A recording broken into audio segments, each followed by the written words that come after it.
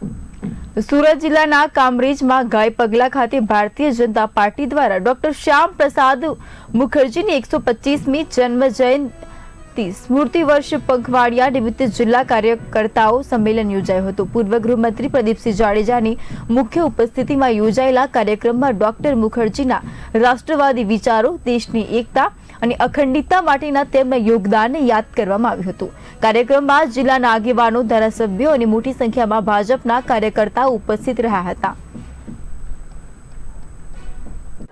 ભારતીય જનતા પાર્ટીના રાષ્ટ્રીય અધ્યક્ષ માન્ય નીતિન નબીનજી દ્વારા રાષ્ટ્રીય યોજના પ્રમાણે સમગ્ર ભારતભરમાં શ્યામા પ્રસાદ મુખર્જીની 125મી જન્મ જયંતિની હાલ ઉજવણી ચાલે છે, જેના ભાગ સ્વરૂપે આજે સુરત જિલ્લામાં કાર્યકર્તા સંમેલનનું આયોજન કરવામાં આવ્યું હતું।